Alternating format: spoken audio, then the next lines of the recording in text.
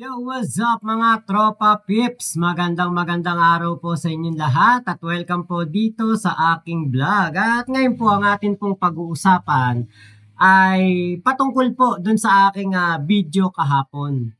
Kasi ang video ko po kahapon ay tungkol po dito kay Hanilet na kung saan ay sinabi po niya na doon po sa sa interview po ito ng SMNI mismo. Ito po yung nakuha ko ito sa FB ba?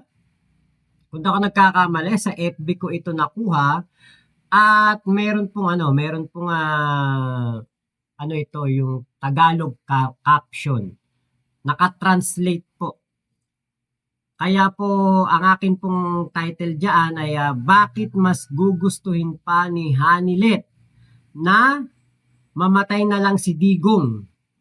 Hanilet. Yun yung nakalagay dun sa aking title. Tapos dun sa aking thumbnail, Hanilet gusto nang mamatay si Digong. Dito po kasi ako nagbase. Buti na lang, kahit po na take down o nawala na yung SMNI FB page, ay meron pa rin pong mga nakapag re-upload. At ito po yung video. So, ito po yung video. Meron po dito nga nakatitle, Bring Him Home, a Prayer for Tatay Digong. Kung mapapansin po ninyo, merong mga Tagalog caption sa bawat, katulad niyan, di ba? May mga Tagalog caption po dito. At ito po ay pahayag nitong si Hanilet. Ito po yung pahayag ni Hanilet after na mahuli si Digong doon po sa NAIA. So hanapin natin yung okay, nahanap ko yung yung screenshot na kung saan na yan. Ito. Pero kasi ito paparinig ko sa inyo. Bisaya po yung yung mga salita dito. Bisaya po eh. He doesn't deserve this kind of treatment. Di naman gani gusto na siya mo trabaho. Di na gusto mo dagan itong politika. Diba? Ayun po. Bisaya po yung salita, kaya po merong Tagalog caption. Tao lang si pamugos niya. Kinakatilaw mo sa kind of leadership na iyang ihatag. You may find his mouth very foul. Masulti siya o kuan. Igo raman siya mangingisog. I remember the time na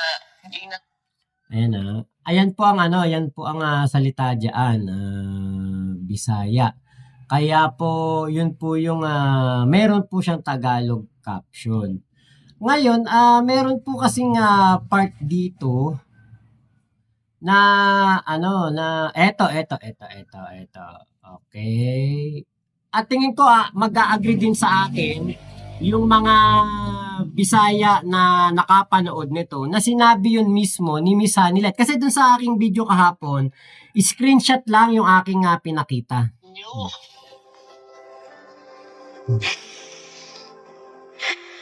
Simple lang kayong gustuhan na. Hindi private yung miski ipatay na unta ni mo siya. Dito. Ayun ang sabi niya. Mas mabuti pang pinatay nyo na lang siya doon. Yan po. Yan po yung nakalagay sa caption.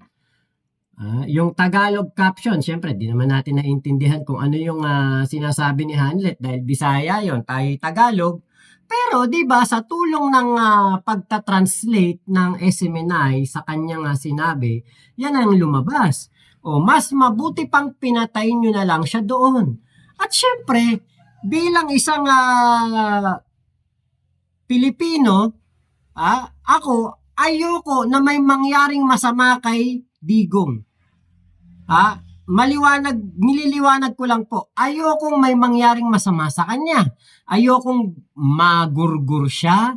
Ayokong siya ay mawala dito sa mundo dahil ang gusto ko ay mapagbayad siya sa kanyang mga kasalanan.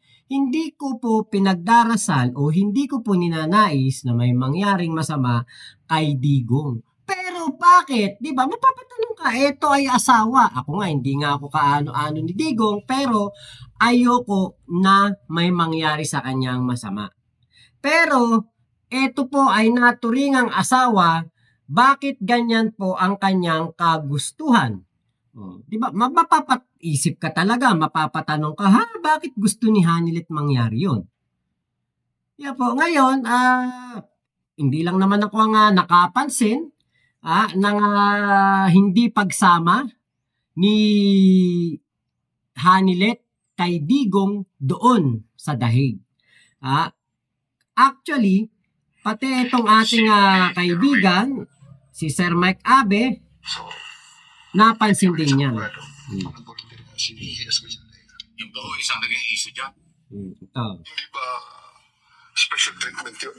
Pasensya na po kayo, talagang napakalaking special treatment ang ibinigay natin sa former President Duterte. Parang wala lang gulo at mapagbigyan ang lahat ng kanyang kahilingan. First choice namin doon, si Hanilet, ay sumama. So, binigyan ng isang abogado. Nag-volunteer nga si E.S. Mijaldea. Yung ba isang naging issue dyan? Bakit hindi sinamahan ni Hanilet si dating Pangulong Duterte? Siya yung nasa manifesto na kasamang bibiyahe from Villamor Air Base patungo ng Negrelas. Pero tumanggi, hindi daw sumama si Hanilet. At ang katwiran, wala daw siyang passport. Paano mawawala ang passport ay galing siya sa Hong Kong? Natural gumamit ng passport. So, yung pag-deny niya at hindi niya pagsama kay dating Pangulo para samahan doon sa Netherlands, bakit siya hindi sumali? Bakit ganon? Diba? Tanong lang ito. Hindi ba niya mahal ang dating Pangulo? Yun. Hindi sinamahan. Di ba dapat ang asawa sasama yan hanggang sa uli? Lalo na yung pagkaka-arresto yun. Ay tinuturing nilang kidnapping kahit napalpak. Hindi naman kidnapping. Pero bakit hindi mo sinamahan? Kaya doon na-delay, binago yung manifesto. Napilitan tuloy isama si Mijaldea. Ito yung paliwanag eh. Antindi. Ano yun? Bakit nagkaganon? Binigyan ng isang abogado. Nag-volunteer nga si E.S. Mijaldea. Kaya nga, na-delay pa yun. Kasi nga, nagpalit pa ng manifest. Nagpalit ng manifest dahil ang nakasulat sa manifest si Hanilet eh. The CIDG hopes some personalities will adhere to their promise to surrender to Diba? the ICC. Ang nakalagay sa manifesto ng sasama sa Dahig ay si Hanilet. Pero bakit hindi po siya sumama? Diba? Kasi syempre, siya ang tinuturing ngayon na may bahay ni Digong. Siya ang kasama sa Hong Kong. Masarap sa Hong Kong. Nakapag-Disneyland pa nga yata itong si Kitty Duterte doon po sa Hong Kong. Diba ang Hong Kong, isa to sa mga kumbaga magagandang pasyalan dito sa Asia. Ako'y nakapunta na dyan, malamig, medyo malamig ang klima, at maganda ang kapaligiran. So, masarap mamasyal. Pero, sa Dahig kasi ay ikukulong si Digong. So, ikukulong si Digong, hindi nasasama si Hanilet. Hindi niya na aalalayan ito sa hirap, pero doon sa sarap, kasama siya sa Hong Kong. Diba napapatanong lang tayo, hindi na ba mahal ni Hanilet si Digong? Kasi yun ang tanong nga ni Sir Mike Abe. Hindi na ba sila nagmamahalan? Sila ba ay nagsasama for publicity na lamang? Sila ba ay nagsasama for the sake of their children na lamang? Dahil bakit nga po ganoon na kung kailan nasa pinakamadilim at pinakamasalimuot na pagkakataon sa buhay ni Digong,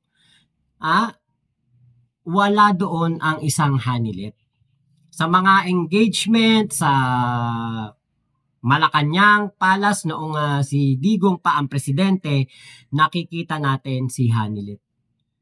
Pero ngayon, malalaman-laman natin na biglang hindi siya kasama, hindi siya sumama, tinanggihan ang pagpunta sa Dahig. Pesto. Dahil si Hanilet, yung kanyang common law ay ayaw sumama. Yan ang tanong ngayon. Kayong mga DDS, kayong mga Duterte, sa huling pagkakataon na mas kailangan ni Duterte kasi may kasamang mag-aalaga sa kanya dahil may sakit siya. Sabi niyo, may sakit, mahina, may edad. O bakit yung asawa? Yung common law wife, ba't hindi sumaman? Ano nga ayaw nga Kaya daw napilitang mag-volunteer si Medeldea na siya na lang. May intriga pa dyan. Ano yun? Anong ibig sabihin niya? So ikaw ngayon, Hanelit, magpaliwanag ka ngayon sa mga Duterte at mga followers ng mga Duterte, yung DDS, bakit hindi mo sinamahan? Ay ikaw yung itinuturing na membro ng pamilya ng mga panahon yun. Diba? Okay. Yan na yun So kinumpirma rin po ni General Torres yun nga pong pananakit ni Hanelit Pagpalo. Diba? Ikaw ang asawa, common law wife, putok na putok sa media, putok na putok sa mundo ng politika na ikaw ang asawa, pero bakit hindi ikaw ang sumama? Tapos, syempre, tayo ay aware sa mga nangyayari noong panahon na itong si Digong ay hinuhuli na po ni General Torre. Meron po tayong nakitang mga video na kung saan ay tila ito, parang inaalalayan ni Philip Salvador etong si Hanilet. So, 'di ba? Alalay lang naman 'yan, walang problema siguro. 'Di ba? Kung alalay lang naman. Pero dito kasi sa isang parte ng video dito ay ayan, okay, ito.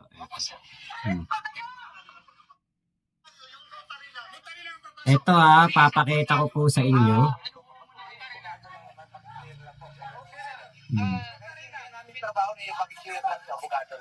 Kung maririnig niya may nagsisisigaw si Hanilet yun, yung sumisigaw. Sa loob, nagsisisigaw si Hanilet. Ayan o.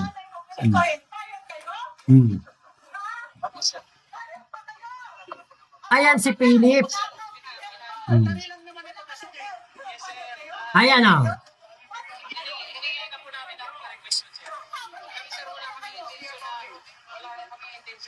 Ayan, niyakap na.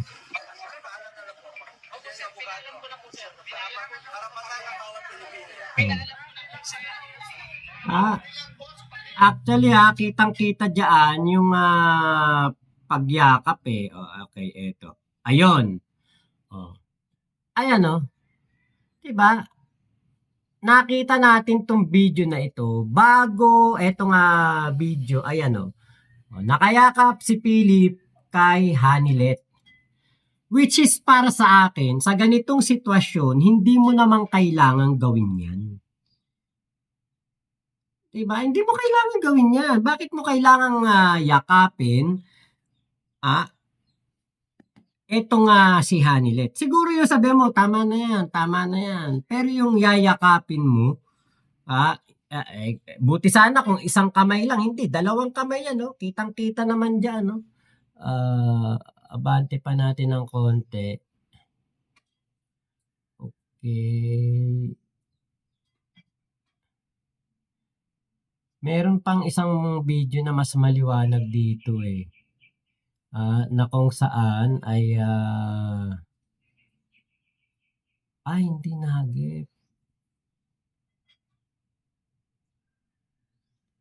Ayan ito yun ayan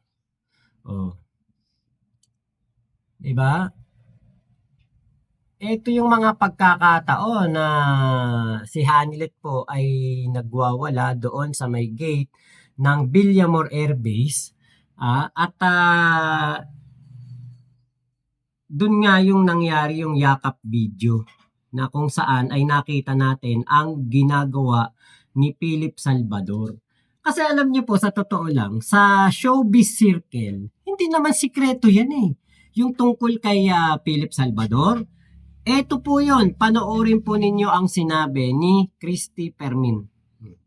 Ito naman, si Christy Fermin, talagang ito, may may alam to sa mga artista. Na yan. Pero yan po pinagpipistahan ngayon na si Philip Salvador ay kinukuha ang atensyon nitong si Hanilet. Ay, pero siguro naman, eto pwede kong sabihin napakakapal naman ang mukha niya.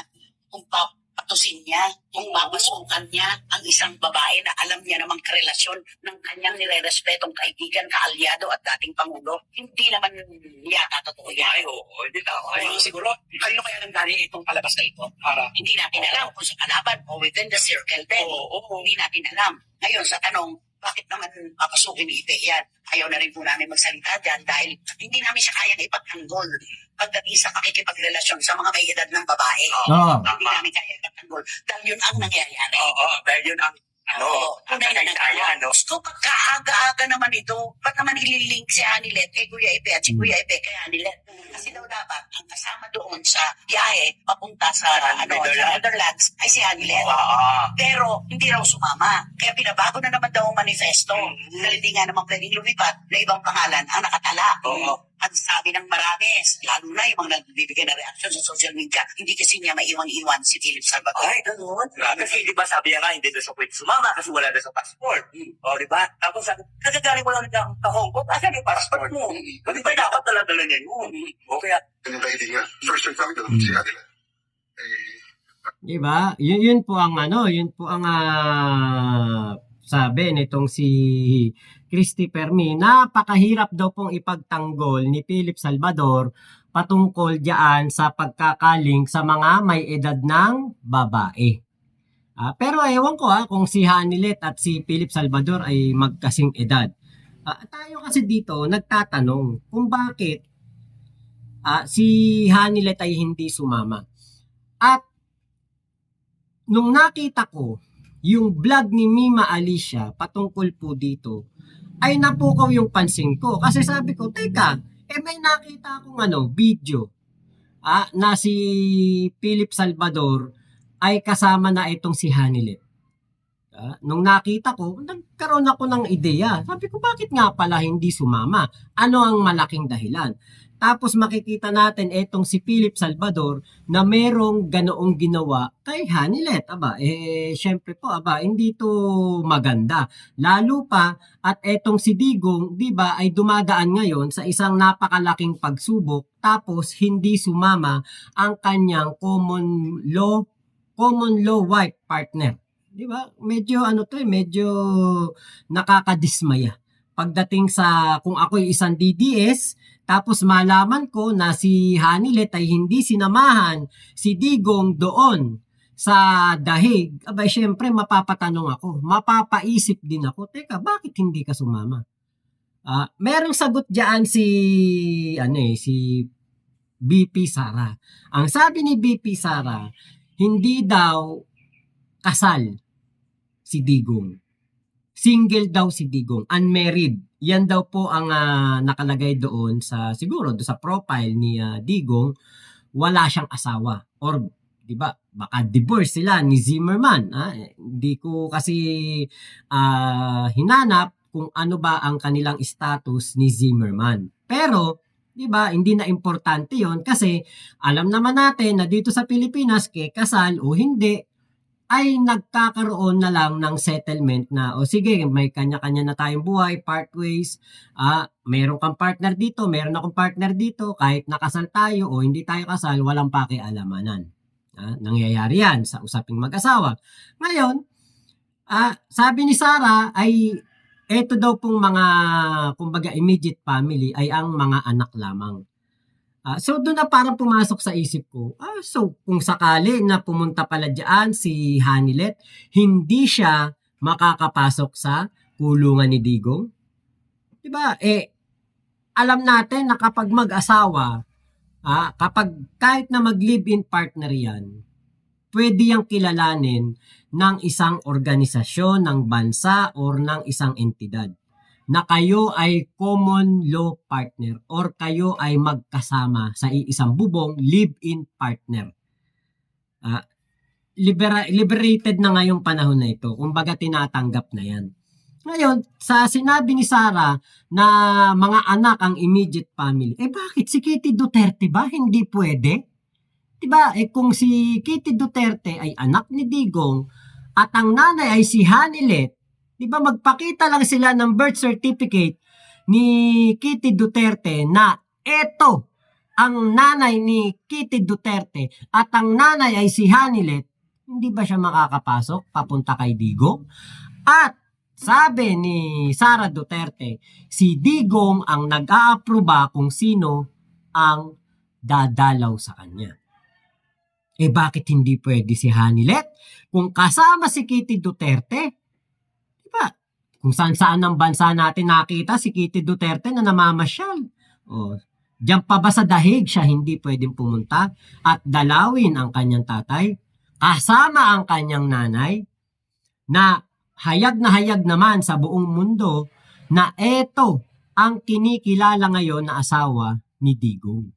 Diba kaya alam niyo po, yung akin din vlog na merong tampuhan, merong parang cold war between the Dutertes, dito kila Kitty, dito kila Hanilet, yan yung nasa isip ko na maybe Kitty at Sara, Baste and Pulong, they are in good terms.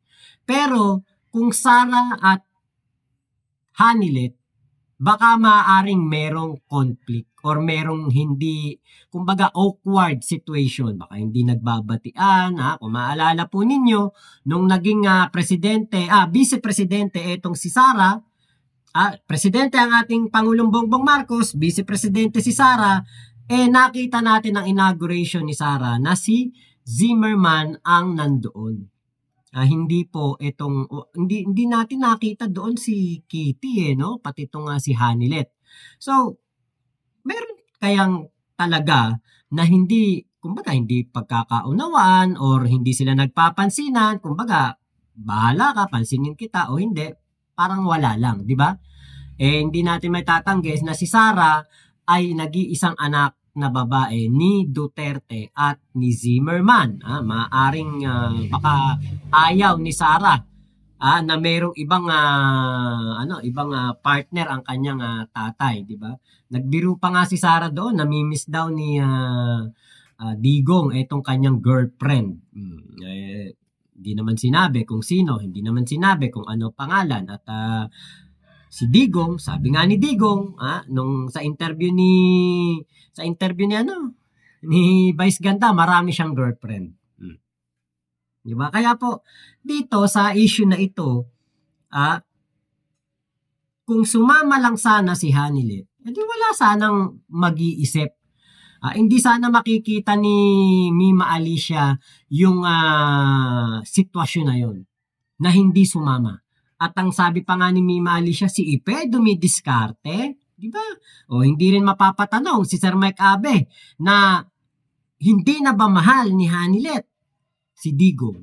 At ako, hindi ko makikita yung yakap video na yon, di ba? Hindi ko siya makikita kasi nagkaroon ako ng interest. Teka, bakit nga ba hindi sumama? Kasi ang nasa isip ko talaga, hindi ko pa nakikita ang vlog ni Mima Alicia, hindi ko pa nakikita tong mga issue na ito. Ang alam ko kasama doon sa pagpunta sa dahig ay si Hanilet, hindi lang napicturan doon sa eroplano. Kung hindi pa nagpa-interview si General Torre, hindi natin malalaman. Di ba? Kaya nagkabukingan, nagkaroon ng tanong ang mga sumusubaybay dito sa pangyayari na ito. So, ang pinaka magaling na